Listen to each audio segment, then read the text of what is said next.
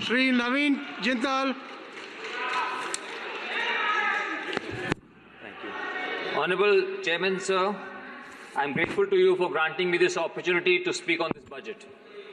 First and foremost, I extend my heartiest congratulations to Honorable Finance Minister Nirmala Sitharaman ji for presenting the budget for a record 7th time. Sir, this budget is an important step in the spectacular journey of our country to be developed by 2047. The unprecedented development and progress witnessed by us during the last decade under the inspiring leadership of our Honorable Prime Minister, Shri Narendra Modi, is admirable. Admirable because at a time when most of the countries, including the developed ones, were facing economic challenges and challenges on other front, India, in spite of its very large population and diversity, has set an example of a truly welfare state and a model economy. Sir, we are already the 5th largest economy in the world, and in the next few years we are going to go on to become the 3rd largest. This is a great achievement, something that we can all be very proud of. Sir, when we see the budget from a social perspective, it is not just a Bahujan Hitay, Bahujan Sukhay, but a Sarvjan Hitay, Sarvjan Sukhay budget. It contains welfare measures and schemes for the marginalized and the deprived, including the women, the poor, the farmers, scheduled caste, scheduled tribe, and the youth, who constitute more than 65% of our population. But sir, I find it sad that not a single word of appreciation has come from the honorable members adorning the benches in front of us. If it is only for the sake of criticism, then in my view, they are at risk of losing their credibility. Sir, due to paucity of time, I will limit myself only to 2 of the budget priorities. First, productivity and resilience in agriculture. Second, employment and skilling. Hopefully, my honorable friends will be able to appreciate the budget at least on these 2 critical points. Sir, agriculture and farmer welfare has been allocated a mammoth sum of 1.95 lakh crore rupees. And urban and rural development has been allocated 2.65 lakh crores. This is indeed very laudable step and will certainly go a long way in improving the lot of our annadatas, the hands that feed us. Sir, through your kind self, I would like to draw the attention of this august House to a pioneering measure included in this budget of initiation of 1 crore farmers to natural farming by our Honorable Prime Minister. So there is a growing realization that only natural farming is the most health-friendly, environmentally sustainable form of farming. It is much better compared to chemical farming. It is much more economical than organic farming. Sir, our Honorable Prime Minister has been a strong votary of natural farming and has been spearheading this noble cause. We are thankful to him for making this a reality in this budget. I am confident that this would not be a game changer only for India, but for the entire world. Sir, as all the honorable members of this august House are well aware, that due to unabated use of chemical fertilizers, pesticides, insecticides, weedicides, etc., Mother Earth will be soon rendered barren. The food that most of us consume is toxic and full of harmful elements, leading to cancer and various other serious ailments. Therefore, it is high time we put the clock back by adopting a practice like natural farming to rejuvenate Mother Earth and restore the organic carbon and other critical elements, including the helpful bacteria and the earthworms, back into the soil. Sir, I too was not very familiar with natural farming till recently, but hearing about it from our Honorable Prime Minister in various speeches, I discussed it with eminent experts like Acharya Devrat ji Honorable Governor of Gujarat, and Padma Shri Dr. Hari Om, who are leading this initiative. I am convinced about its overwhelming benefits. It is really the need of the hour. We need to act on a war footing with a sense of urgency. So I would request the government to set up easily accessible, specialized procurement centers for this natural produce, as the farmers will get a much higher price for this produce, increasing the farmers' income. Also, this would help us in becoming Atmanirbhar in case of fertilizers, and we will not have to import any fertilizers from outside. Honorable Sir, the second issue that I wish to speak about is skill development. It is an issue which is very close to my heart. In my view, skill development is the most important issue for young India. While we speak extensively about unemployment, we hardly speak about the shortage of skilled workforce for the Indian industry.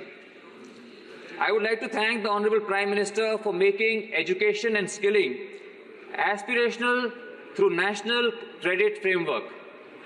To facilitate this, the government has announced upgradation of 1,000 ITIs by upgrading infrastructure for skilling in future technology and training of the trainers. I would like to make some suggestions, sir, as I have seen a lot of ITIs all over the country. Most of these ITIs that we have, they only work one shift. If they start to work two shifts, they'll be able to train double the number of students. Also, they could be producing goods for the market. Once they are producing goods for the market, they will not have any shortage of raw materials to practice on. So we also need to ensure high quality training and standards. We need to have tie-up with the best skilling institutes in the world so that their curriculum and courses are approved by them and our courses are recognized internationally. Sir, our students need to be trained in artificial intelligence, robotics, instrumentation and automation, hydraulics, mechatronics, machine learning, Internet of Things, etc. They need to be trained in good spoken English and other soft skills. As once they're well trained, they'll be able to work for big companies in India, they'll be able to start their own ventures, or if they wish to go abroad, they'll be able to go abroad through legitimate channels and not having to resort to donkey routes. We need to have a scheme to operate them under public-private partnership mode as not-for-profit institutions, as this will solve the challenge of hiring top-class trainers in new technology. Some ITIs, sir, could also be working as repair shops where people can take their tractors, their cars, and the students will get real-time experience, and while they are learning. So I'm also deeply impressed by the vision of internships on large scale in the top 500 companies to create skilled workforce in the country. I assure this August House through you, sir, of making it a huge success in our company, Jindal Steel and Power. सभापति जी, कौशल विकास पर बोलते हुए मैं बहुत भावनाओं से भरा हुआ हूं, क्योंकि मुझे मेरे प्रेरणा स्रोत मेरे पिता श्री ओपी जिंदल जी की याद आ रही है, जो 11वीं लोकसभा के सदस्य थे। उन्होंने अपने हाथों से हल चलाने से लेकर अपने हाथों से स्टील उद्योग के अंदर काम किया। बाबूजी कारखानों में काम करने वालों के कौशल व सम्मान पर सदैव ध्यान देते थे। वो हाथ से काम करने वालों को भगवान विश्वकर्मा का स्वरूप मानते थे और इंजीनियर्स को भी उनसे सलाह लेने को कहते थे। अध्यक्ष जी, श्री ओपी जिंदल जी ने देश को स्टील के उत्पादन में आत्मनिर्भर बनाने के लिए व पिछड़े और दलितों को उनका पूरा सम्मान दिलाने के लिए अपना जीवन समर्पित कर दिया। उनके उच्च आदर्शों से प्रेरणा लेते हुए मैं आज आपके माध्यम से इस गरिमामय सदन में मैं संकल्प करता हूं कि विश्व के धर्म क्षेत्र और मेरे कर्म क्षेत्र हरियाणा के कुरुक्षेत्र और कैथल जिले में तथा छत्तीसगढ़ के रायगढ़ जिले के अंदर हम भारत के सबसे अच्छे नहीं बल्कि दुनिया के सबसे अच्छे हम विकास कौशल केंद्र हम स्थापित करेंगे। सभापति जी, हम यह भी सुनिश्चित करेंगे कि हमारे हरियाणा के सभी ITI और वोकेशनल ट्रेनिंग इंस्टीट्यूट भी हमारे माननीय प्रधानमंत्री जी की अपेक्षाओं के अनुरूप उच्च कोटि का प्रदर्शन करें। माननीय प्रधानमंत्री जी ने कौशल विकास और उद्यमिता मंत्रालय की जिम्मेदारी जयंत चौधरी जी को दी है। वो खुद एक युवा है और हमें विश्वास है कि इसके अंदर वो बहुत अच्छा काम करके दिखाएंगे। अध्यक्ष जी, मैं जिस क्षेत्र से आता हूं वह विश्व का धर्म क्षेत्र है। ऋग्वेद एवं सामवेद की रचना इसी धर्म क्षेत्र कुरुक्षेत्र में हुई। यहीं पर महाभारत के दौरान भगवान श्री कृष्ण ने गीता का उपदेश दिया। हमारे माननीय प्रधानमंत्री के नेतृत्व में केंद्र सरकार ने पिछले 10 वर्षों में हरियाणा और गीता स्थली कुरुक्षेत्र के विकास के लिए बहुत कुछ किया है, जिसके लिए हम हरियाणा वासी उनके बहुत आभारी हैं। मैं हरियाणा के मेरे कुछ माननीय साथियों द्वारा बजट की चर्चा के दौरान हरियाणा की अनदेखी की बात पर मैं 2 शब्द कहना चाहूंगा। अगर वो बजट को ध्यान से पढ़ेंगे तो पाएंगे कि इस सर्वजन हिताय सर्वजन सुखाय बजट में हरियाणा के लिए भी विभिन्न योजनाओं के अंतर्गत बहुत धन का आवंटन किया गया है। उनकी जानकारी के लिए मैं संक्षेप में बता देता हूं कि वर्ष 2024-25 में 13,600 करोड़ से भी अधिक की राशि हरियाणा को प्राप्त होगी। नेचुरल फार्मिंग यानी प्राकृतिक खेती की योजना, जिसके बारे में मैंने विस्तार से कहा, अभी हरियाणा के अंदर केवल 6,000 एकड़ के अंदर ही हमारे किसान भाई इसका प्रयोग कर रहे हैं।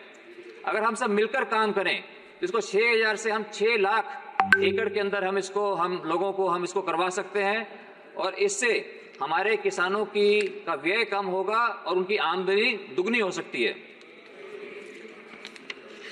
अध्यक्ष जी, कौशल विकास के लिए आवंटित 2 लाख करोड़ की धनराशि से हरियाणा के युवाओं को भी भरपूर लाभ मिलेगा।